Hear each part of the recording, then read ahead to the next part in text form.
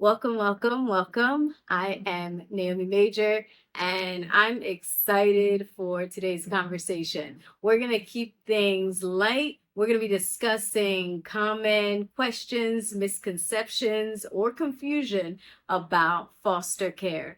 And there may be things that you may have never thought of before or considered.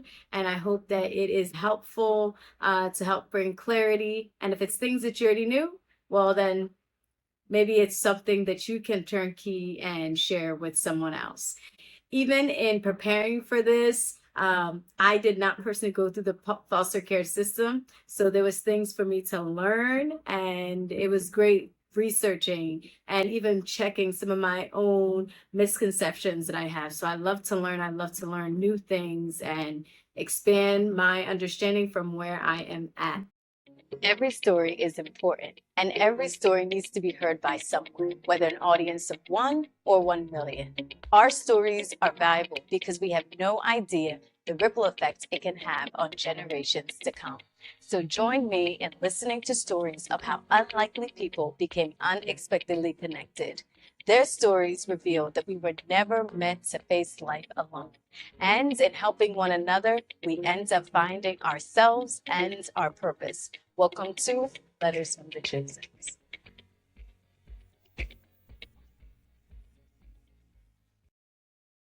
So, before we get into it, I have interesting facts about foster care, the foster care system.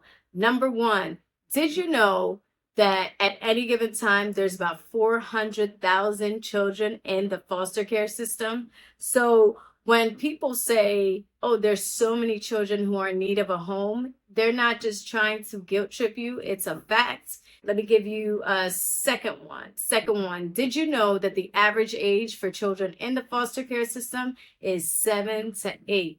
That is so interesting. About the age of 7 was when I got adopted. So age 7 is pretty significant. And last but not least, and this may come as a shock to some, that kingship kinship care. It's like an alliteration. Kinship care is the number one priority of foster care placement. That is to say, their first look at where to place a child who has been displaced or removed for whatever the circumstances may be is with a relative, a family member, before they put that child out there to the public for whoever is available and who would make a great fit. So they first look at home, and their desire first is to keep that child within their family, community that that child is from. Now, our questions. So, first question for you to reflect on today during today's conversation. What's something that you could do for someone in your community or do for your community itself? What's something you could contribute, invest into a person in your community or your community itself? All right, let's go to number 2. Second one, have you ever considered fostering? If you have, what has encouraged you to do it? And if you haven't, what has made you hesitant about fostering? Our third question, what questions do you have about becoming a foster parent or just about the foster care system itself? So if you have any additional questions, please drop them in. I'm going to be going over a few of them today. Let's get started. So we're going to be talking about frequent questions that people have, confusion about foster care, or misconceptions that they may have. So I'm going to share a question and give answer to it. These answers are based on research and online from various foster care programs. And so this isn't just off the dome. Now, I checked into these and checked into various sites and to get those. And I've also talked with people who have been through the foster care system. So I hope, but overall, that the general message and the general move of how the foster care system works and the heart behind it is communicated. And so that if you're interested or if you're hesitant about it, it helps to bring some clarity to some questions that you may have. We're all learning and growing together. All right. So drop in your questions and comments, and add to the conversation with your wealth of knowledge too. All right, so question number 1. Everyone's talking about foster care. Should I foster also? Let's pump the brakes on that.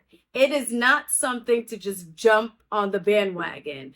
Foster care has to do with purpose. It's a life's purpose to do, and not something that we just join on as a trend. When you commit to it, you have to stick it out to the terms that you have signed up for. Remember that you are taking in a soul, an image bearer, right?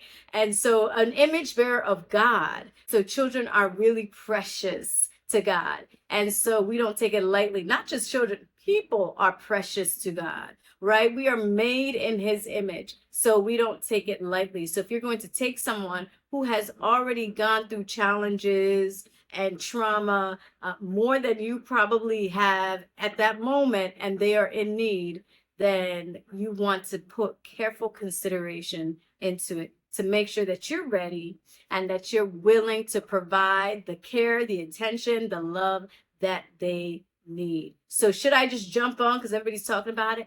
No.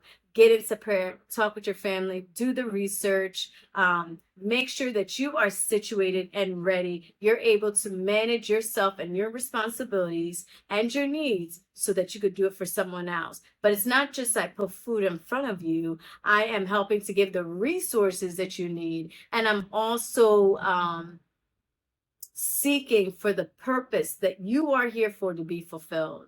And so it's great, and it's heavy, and it's purpose, right? It's not playtime.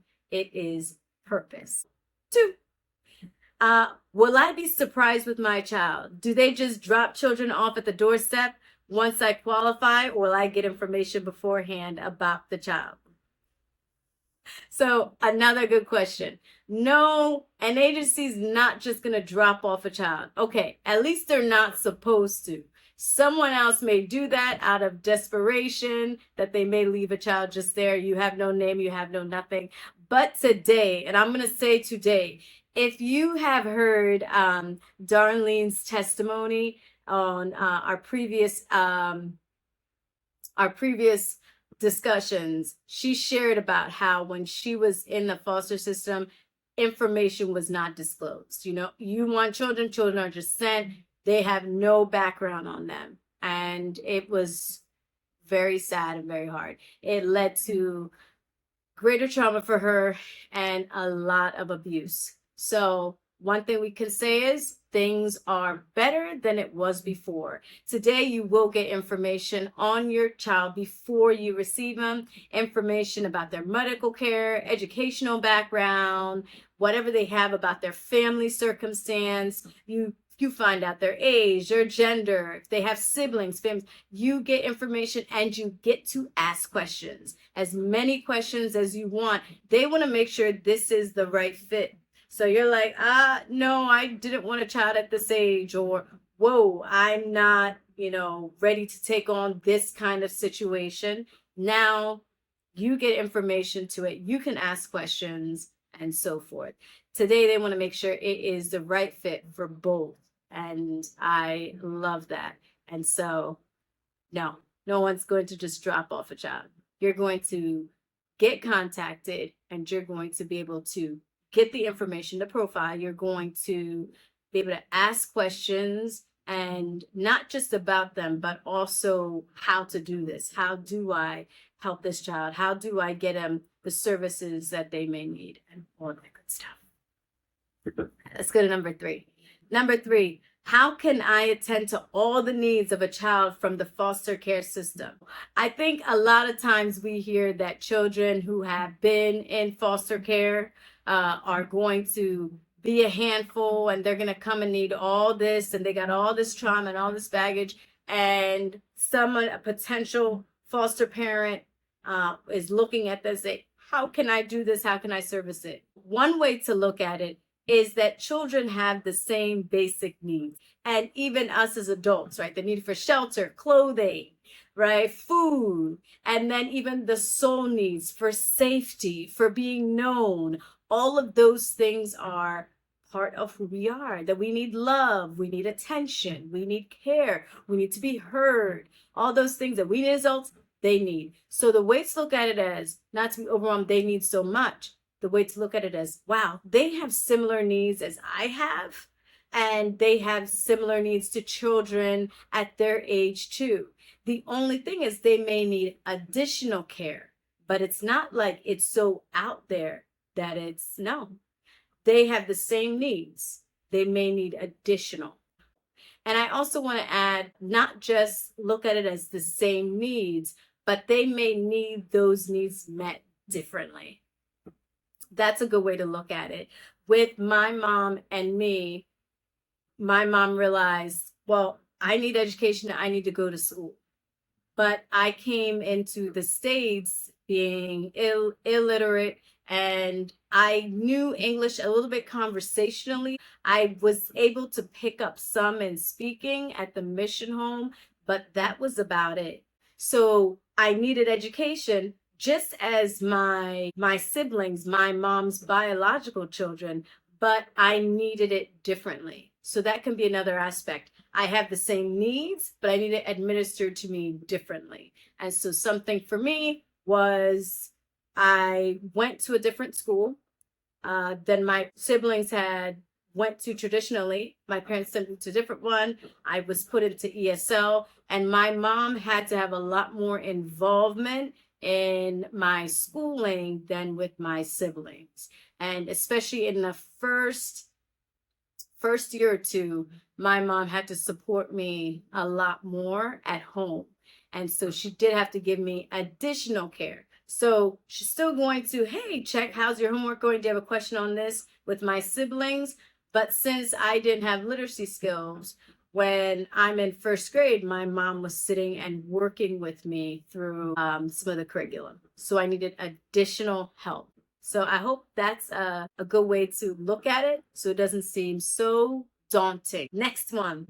Is it okay if I don't look like my foster child, as in we're not from the same background? Absolutely. Living proof of that, not from foster, but just being adopted. I am of Ghanaian descent. I was born there, then adopted into the States, and I don't even know my parents' official background, but white American, they got Irish, they got Italian background. So nothing like my own. It's difference in language, culture, so much, and everything worked out. What I will say is, if you are going to have some child from a background that is not your own, that you're not familiar with, is that you get training about their cultural background, language, things like that. Once you know that, what your child does makes a lot more sense. And even me as an adult, there's some things that my family teased me so much about that when I went back home, I would say it and I heard everybody else saying it. It was like from back home that I said that. And so sometimes the more you know, you understand mannerisms a little bit better that people have, or things that they say, or just how they approach things that you're like, huh? And then I went back home and I was like, Mom, they all say it. I was like, wow. And it's part of the language too. And so the more you know, the better you can understand your child, the better you can relate. And the nice thing is, things that you may penalize them or maybe punitive, you may realize is cultural, and it can allow you to have grace for maybe an approach that your child has or the way they say something. My mom struggled with time with me, and it's like, yeah, there's no clocks, there's no watch, there's no nothing. I wasn't in school. So this having this structure, I've never had structure. So this is new. So this is gonna have to be taught. And so my mom works hard on disciplining me on time and disciplining me on time. So the more you know, the better it is. But to that question, no, you do not have to be of the same background. You can foster a child from any background. To our next question, do I have to have a home, own a home, in order to foster a child? The answer is No, that's a simple. You don't have to own a home of your own and show, look, I'm stable, I have a house, and now can I foster? So you can still be renting. The big thing is that your home is safe and secure. Outside of that is that you're able to manage it and meet the responsibilities of your home, and that you're able to do that and take on additional. So it's okay if you rent, but if you rent and you're not able to meet the rent each month and your water gets shut off or lights are out, or we have TV but you can't watch it because, right? So it's like, well, that's not a good setup. This is something wise my father told me. He said, you never bring somebody over unless you're going to bring them to something better than what they have. And this had come up with a family member who wanted to come and stay with me. And my heart is, yes, come. Okay. But my mind was, maybe not. And so at the time, my dad is like, you're not financially there. This is you in year one out of college.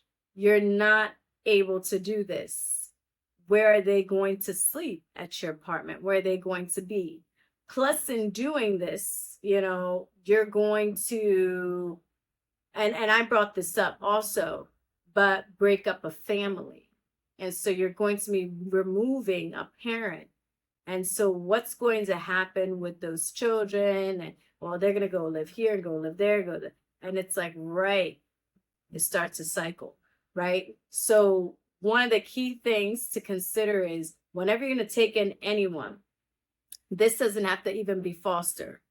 The rule that my dad has taught me is, and even if that person wants to come with you, the rule, and you want them to come too, the rule that he has taught me is where you're taking them going to be better than where they are.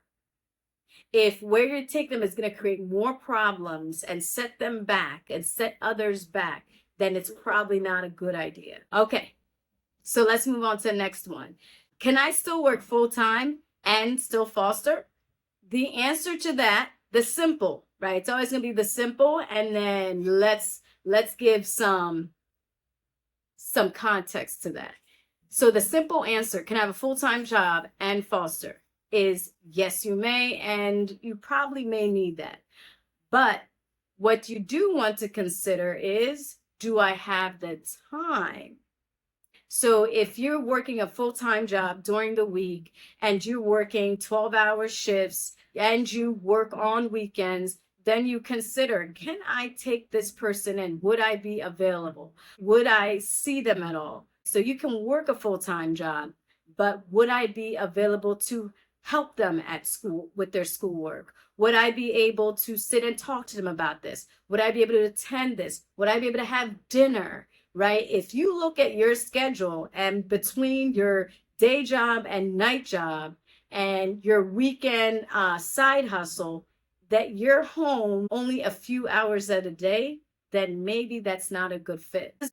And so, especially in the beginning, when you got a lot of people talking and they may see the child as they don't know or they can't do, that's when they really need that adult figure, that guardian, that parent to step in and be their voice and be an advocate. And my mom did that for me my first year, and it set me up for success. One of it was, I've mentioned before, with the schooling, them wanting to put me 2 grades back. And my mom was like, yeah, no. Even testings that they wanted to do. My mom was there. She doesn't know this. She can't read yet. I don't want you to administer this test. So you need advocates. So if you're not able to be involved in the process and be at school at all, to be able to go to a meeting, to be able to pick up the phone and make a call. My mom called, what was the incident? What happened? And then my mom was like, are we going to do things different? And so you gotta check your schedule and see if you can be present at least some of the time. All right, how long is the process to foster? Okay, to foster, it takes an average of 3 to 6 months. Now, that can change from state to state, but that's the time it would take for the training that they have, the background checks, the home studies, all of that, about 3 to 6 months. Obviously, it can change based on personal circumstances, state, but that's the average. Our next one is, can I choose my gender? The short of it is yes. You can actually set a criteria for yourself or your family about what you're looking for that's the right fit for your home. If you want a child that's younger, you're willing to have a child that's older, you can set that based on your family dynamics and what you feel purpose to do.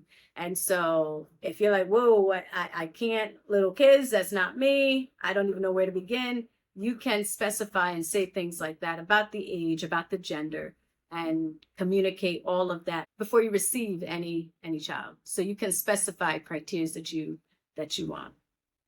And I had said 2 more. I got a couple more than that. So how long is foster care placements?